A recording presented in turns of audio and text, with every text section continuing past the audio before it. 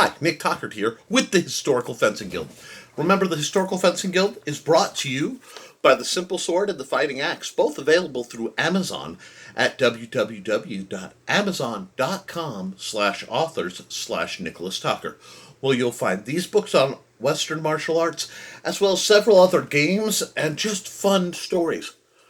It is also brought to you by my amazing Patreon patrons who, with just $1 a month, let me keep the lights on and afford to make the gear and things that I usually get to talk about on this lovely show.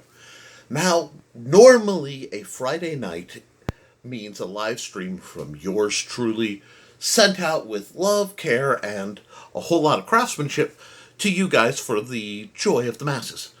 Now, since I can't be out there to live stream Friday, which is hopefully when you'll be seeing this, I'm going to do this recorded message instead.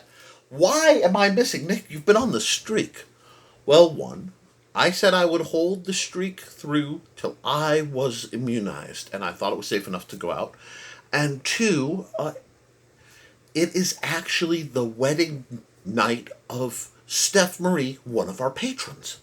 Now, I couldn't share this before, and I couldn't address what's going on, because there was a surprise, which in the future she will already have, so I can blow it to you lovely people. Oh, I'm sorry, my nose itches. Those longtime guild members and those who bothered to check my backlog, which you should, I have some really great material back there, know, fall of 2019, in the before times, I had a little contest, an event that was held for the guild members called Honed in HDPE, wherein all the participants got to make homemade trainers using similar techniques to what I've demonstrated, and there were some minor prizes and a whole lot of prestige awarded. The winner, of course, was James Robertson. That's Jim, dear guildy friend of the channel. We love Jim. And pretty soon, hopefully, we might be able to make arrangements where we can have practices again and see people like him. But, as I said, the night you guys are seeing this, I'm actually enjoying a wedding. Or recovering from enjoying a wedding, depending on how things go, etc. But that meant Nick Tockert, artist, artisan, game designer, and swordmaster, had to come up with wedding presents. So, what I present to you is these are what I spent the last week toiling on to make for Stephanie and her lovely husband, John. I don't know who's taking what names, so we'll just stay there. For Steph, the Axe of the Goblin Queen. That's a bit of an inside joke, and said with all deference. I wanted to make her a custom hooked axe, broad blade, assorted grips. This is totally compatible, by the way, with the format of the fighting axe, to the point they're actually quite, let me see if I can get the scaling. They're awful close in design, aren't they? This is made out of about 3/8 inch HDPE, which means it's sturdy, it has a little flex and give, and it may wear out, even break over time, but it's the best material I can afford. This comes from very large cutting boards I acquire. For the first time in about 2 years, my hands were steady enough to use some power tools, so I flushed it out with a jigsaw, and then a little bit later, I used a drill for certain parts, but I then sat and hand-shaped this whole beastie, and I'm very proud. It is custom-made to relatively safely, slow speed preferably because you're wrenching joints, but it can actually catch solid cutting edge, variable grip, so your low grip, your medium grip, and your high grip are totally in place. I like this mid to low grip right here, having handled it. This passes what I call the, dang it, test. What do I mean by the dang it test? You have to say it like that. When you're crafting something for someone, and at some point in the craft, you realize, oh, I kind of want to keep this. You know you've crossed the line into a good, solid material. So I will probably be taking a reference tracing of this because, of course, I really should. This is quite nice. And while I don't mass produce, I may make something similar in the near future. More to my preferences. But, that being said, I really hope you enjoy this stuff. I hope it works well for you. And I'm very proud of the work I put into this beautiful little axe. I will take pictures, etc. later. Probably put them up on the guild public list after everything is said and done because I have to keep it secret. Now, I got something for Stef. I couldn't neglect John. John is a veteran. He is a man of very diverse historical interests. And I realized I missed a burr. So we're just going to fix that. That's right. Happy little mistakes. I knew I missed something. There we go. My wife may have came home while I was working on that at that moment. But this is what I've made for John. It came out resembling a butterfly knife. I wanted a knuckle duster knurl. Mixed success there. But this is a very smooth, very wide, a trench cleaver, if you will. I really like this. It has an incredibly aggressive grip. Normally not my thing, but I really think John could get behind it. Lots of room under the knuckle guard for lacrosse gloves or whatever protection he may use. And it's just an aggressive, solid cutter. Really not flex for a thrust, but really obviously not made for a thrust. This is made to cut and cleave and solve problems. When I was making this, the back of my mind just kept chanting in Doug Mercado's voice, "It will kill." You know, that's the spirit I wanted in this trainer. So, this is the trainer I made for John. Now, both of these will be packaged nicely by my wife because I'm terrible at packaging things. And we'll be giving these to Stef at her wedding. So, look forward to that. I'm going to put that aside. So, Stef, enjoy it. We love you very much. I hope you enjoy the Axe of the Goblin Queen and the Trench Cleaver, because I'm rather proud of these designs. Anyone who knows me knows I almost never give away a first prototype. Craftsman's privilege, I almost always keep the very first one I make of any design for myself. So for me to not only design these two weapons, trainers, but you know what I mean, but to give the originals away is a very rare and special thing. I hope they appreciate it. Now, we'll put that aside for a moment, because obviously I don't want anything to happen to it.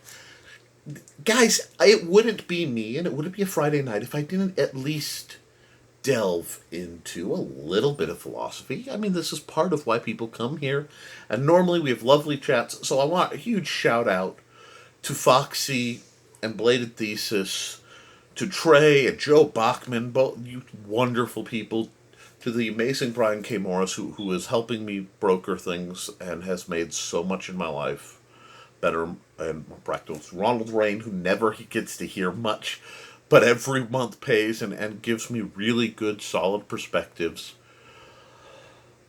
You guys know John Miner. You know Steve Clausen's contributions to this channel and this organization, and I couldn't do it without a lot of these people. And a huge shout out especially to Steve Augusto.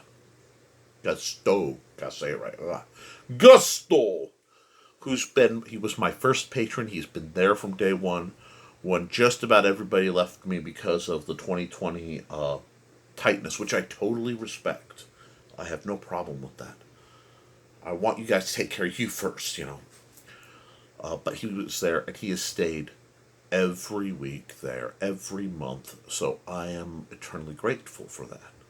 But I want to talk a bit, because I am going through setting up the list field, which we've talked about.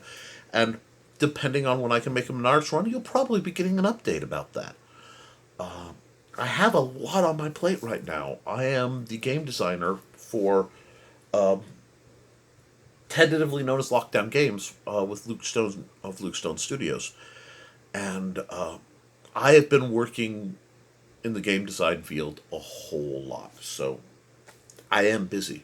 But as I work and as I'm working and I'm running games over at Red Valkyrie Presents, I've been and hustling. Let's not. I want to think. Don't lose sight of your dreams while you're chasing them. I have a couple what I consider complementary dreams. They're part of my gig, and people know I talk about the gig, the purpose, the calling. And some people are called, like Luke, to a religious service status. Some are called to instruct. There's a teacher, an art teacher. I don't want to use her name because I don't want her to get in trouble, but I absolutely adore her out of Michigan City. She knows who I mean. There are a lot of good people, but in working for one, I can't let it swallow up the others. So when I'm doing game design for the contract work, which is hard, I'm not a math guy. I have to stop and remember it's okay. Get up, stretch, grab a sword, grab a trainer, work your body as much as you work your mind. And if you're not working your body on a subject, work your mind. Think, study. It's there's this pursuit by people who misunderstand martial arts and they misunderstand metaphysics, and they fall into a realm. I think religion falls into it too, where they try to piecemeal things, the body and the spirit and the mind, and they all put these grand dividers, and they're all parts of the same thing, so they all need care and maintenance. And if you don't take care of your body, it will die and your mind goes with it. Spiritually, we can discuss, but at the end of the day, you won't be in the same expression as you are. So take care of it. If your mind is troubled, your body won't work right, You gotta think of my man Wang, my mind and body were as one. Yeah, and you don't need a potion and a seven demons bag or nine demons bag. Oh, I can't remember, so I have to rewatch the movie. Oh darn. Uh, but you can do it, guys. Now, this is strange. We are in the height of summer-ish. At least where I am, summer sort of gets cooking. There's a peak in June, some in July, but it really doesn't get rolling till late July into August, into September, where it's actually the hottest. It's just the way summer works around here. And fall is coming. Fall is peak fighting time. So now is a good time to address getting the slow shape. Work early in the mornings, work late at night. Build yourself to be better than you are. Or preserve what you are. I've spent the last 2 years, and definitely the last year, having been torn down by conditions and situations, to build back up again. And once again, I'm just scratching my way out of the pit of what I'm in. And it is humbling and it's shaming to be weak. Because as a man in America, I am taught that I should be strong at all times. This is an old... I just realized that button broke. This is a very old school rule, and we're getting better about it. But, I am a product of my generation. And so it's hard to look from a position of lack of strength, of disability. And not only get past the shame of it, but be able to accept the truth. I mean, I'm painfully close to 40 without delivering my birth date. And I'm not saddened by that. Like, I'm not hitting for it like, oh my God, what's my life gone? I've watched where my life's gone. I've helped a lot of people. I've hit more milestones than I thought I'd live through. And I have a whole different set of challenges. And I find myself not caring about the things that would get in the way of that. I just don't care. If people don't like me, that's fine. If people don't like what I do, that's fine. They can get help elsewhere or they can do it. But I'm taking care of those I can help and trying to do my best good. And that's all anyone can do. And if you feel you're not measuring up somehow, I'm going to ask, what are you measuring yourself against? I mean, are you measuring yourself against people who may have genetic traits that are superior, like height or strength or endurance beyond what you can do? It's not fair. You only have one opponent, and your opponent is the version of you that wants to sit on the couch and eat Doritos and really not do. Because we all have it. I would love to have a big cup of coffee and my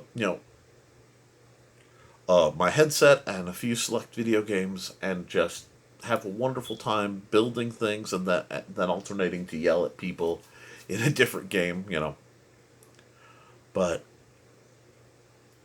anytime I do that, I'm not doing what I should be doing. And I'm dealing with the ramifications of having to have been staying on a couch for a long time. It's a hard thing. And getting back up it's scary when you've fallen enough. And it's scary when you've failed enough. But you keep trying, My family has a saying, as long as as long as there is life, keep charging the enemy. Or keep charging the enemy as long as there is life. We kind of get Yoda-like around so clauses get moved around. Accept it and roll on. But, guys, that's okay. Do not be afraid of what you see in the mirror. Don't idolize it, and don't fear it either. I see a lot of ads that literally say "worship yourself," big letters, and that I see ads that in the same set of commercials will be telling you everything that's wrong with you, and you don't, and because you're not built like so and so, or you don't have this physical trait or whatever. You can't judge that sort of thing external. Now, pursuing health, always a good idea. But don't let it chew you up inside, okay? And this is somebody who's had to deal with it. I did get some questions, and I do want to approach a few of them. First off, while my hairline is receding a little bit, I have not secretly gone bald. Apparently, people thought because I was wearing this thing that I got as a librarian, it's complicated. It was 2020, those of you who know. But it keeps me from sweating in my study, which, when I close the door for silence, means the airflow to the air conditioner cuts out. And it faces west, so it gets very warm in the evenings. So, there you go, big reveal. Not bald yet. Little, I've lost some of the front line, but it's still intact, and I have no shame in my grays. The only reason I would dye something is to go completely ridiculously like anime color, but as an artist looking at my coloration, one thing people don't know, as you age, your skin tone changes. And it doesn't look natural with certain vivid, younger colors. I look at people, and it's not a judgment of beauty or anything like that. It's just a mechanical. I've been an artist so long to go, that palette's a little off, So don't be afraid to embrace it. I've earned this gray hair. My wife cheers because she believes she put it there, and she's not entirely wrong. But so there is that. Let's see. What other questions? Yes, I'm still talking about Purple Heart Armory. There's there isn't a lot of, again, new stuff, but he's got some stuff in the works. The designs for the assorted gin are starting to come out. Thinking about getting my paws on one of those D ring, the D Bowies, which should be about that long. Should be well within short sword territory for me. I'm Because it should, if my math is right, be about that long. So it could be a very nice complement to something like this. And I am a sucker for cutlasses, hangers, cuttos, and definitely my beloved, Bilbao. Which I am still seeking both a fencing trainer with this style of guard and length in, a Schlager style blade, and of course something in synthetics. I love this particular sword. John Miner gave it to me, and it just sort of defined my character in certain ways. It just fits who and what I am. And yes, it's unsheathed right now because I had to demo it during a D&D game. There was that basically I informed someone that yes, you can grab a sword by the blade if no one's swinging it, and pass it safely or handle it safely. So, being me, I simply demonstrated.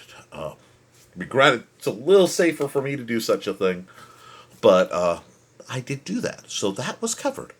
We also, let's see, next week we will be back fighting for it, and I will be rolling with this. I am looking at a public appearance in September, so you'll want to not, mark your calendars. When everything is finalized, I will do a formal announcement, but I do love to give you guys a bit of an inside lead. So that is a thing. Let me see what else is on the docket tonight.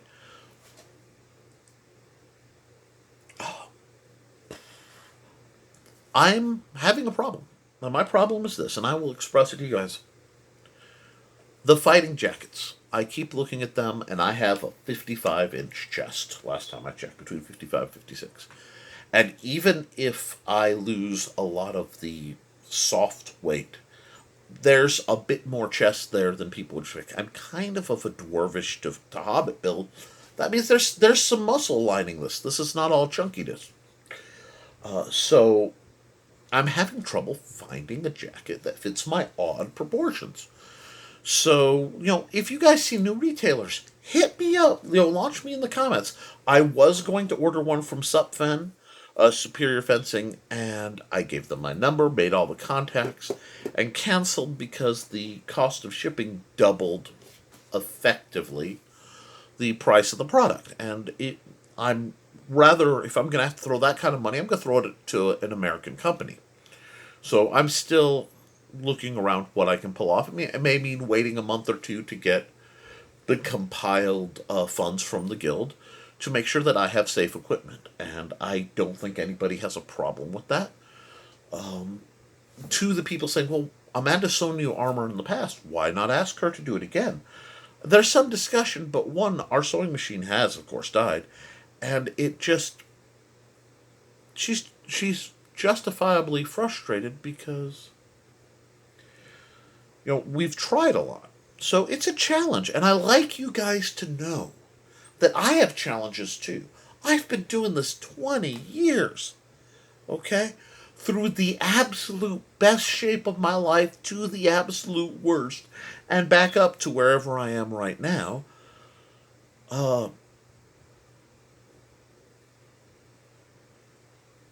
Yeah. And to the person who asked, yes, the neuropathy in my arms and legs has not gone away.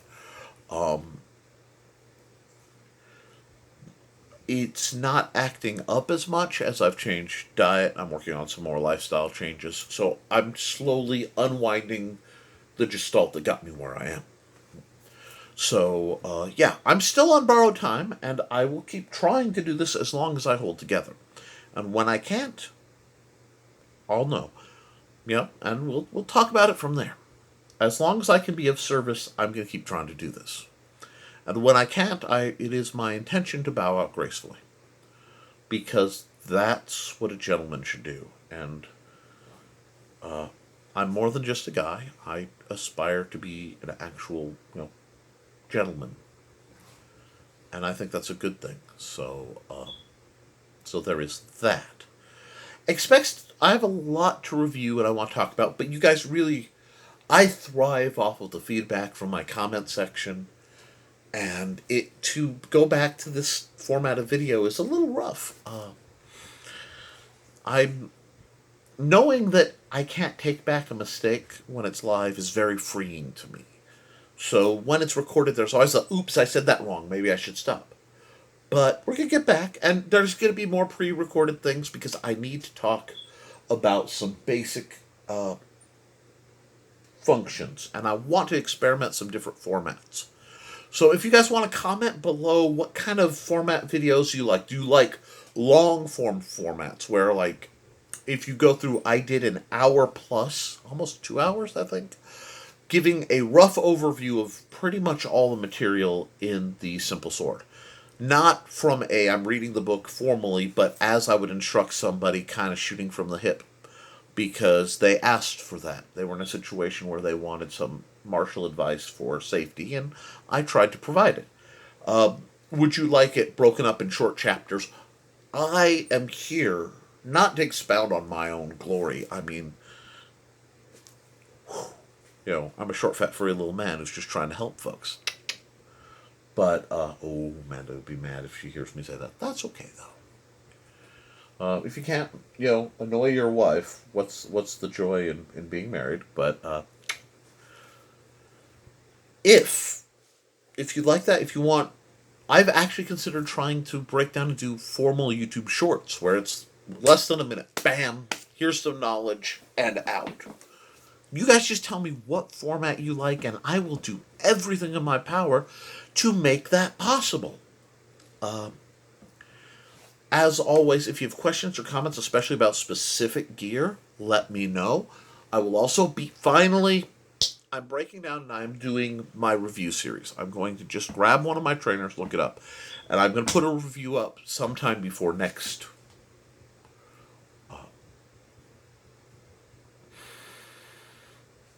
week. Okay, I'm going to force myself to do it. I'm very busy, but I need to, and I think you guys need it too. So I've been talking for almost a half hour. I'm running out of my personal window before my son is awake. Well, not awake, but out of the tub. So we're going to call it here. I want to remind you guys that the Historical Fencing Guild is, oh no, where did my fancy graphic go? It is a proud member of the Rising Tide Broadcast Network, and my fancy graphic has gone AWOL. So, we'll roll with that. These things happen. The Rising Tide Broadcast Network is a lovely group of independent comic and author creators. I'm kind of the oddball out with the sword thing, but that's okay. I like being the oddball. Obviously, you've seen how I dress. So, huge shout out to Brian K. Morris, who's not only a patron and a massive supporter. He's a dear friend and an inspiration. A huge shout out to Cindy Kep, who's also a supporter. Brian can be found at Risingtide.pub, and Cindy Kep can be found at www.ckoepp.com. If you look in the links below, you'll see it should work, my affiliate link with Purple Heart Armory. So if you are planning to buy any of the gear I reviewed, now, I will tell you, while I have that as an option, I won't falsely ever. That's the note I forgot. I will not review something and lie that I don't like it. I will give you the good, the bad, and the ugly, because it's my job to inform you, and by informing you, I can talk to Christian, I can help better products be made. But the more that the folks at Purple Heart know that I'm actually paying attention, I'm on the pulse of the community a bit, the more my opinion is respected. So that's what I want to do. I want to take condense what you guys are looking for, send it to him. But that's why I set up the affiliate link, so that to add a little weight when I make a suggestion. Like, I want to talk to him about making narrower grips. I've had a lot of people complain the grips are a little thick. I'm one of them. So we're gonna work on that, and there's something I want to order from him too as soon as it comes offline. It comes online. So we'll see. Good things are coming. I will remind you again. I know lots of plugs, short video, but good stuff is coming. The Simple Sword. If you want to learn the basics of Western martial arts, I recommend the Simple Sword. This is a easy to understand, plain English analysis of the basics of Western swordsmanship. Bit of Eastern slips in there, and that's okay because we're all humans. The Fighting Axe was a requested piece because people wanted me to do a specific breakdown on axes, so this is what it is. Both of these are kept as low as Amazon will let me keep them, so please, they should be free through Kindle Unlimited. Read them. If you really like it, read it through Kindle and then buy it. And if you don't, tell me what's wrong. Tell me what materials you want me to work on. I am working on a book that's temporarily on hold for contract work, but the Patreon members get to see that. If I can get some headway on what I'm doing, I'm hoping to, as early as next week, spend a little time just working on the Poor Swordmaster's Guide. The Poor Swordmaster's Guide to Arms and Armory. Arms and Armor. I can talk. But you know what? I'm not going to cut that out because you guys like the authentic Nick. And if there's one thing I try to be, it's authentic. I end up liminal a lot of the time, but authentic works as well. So guys, be good to each other. Stay safe. Keep your guard up, your eyes open, and as always, support your local swordmaster.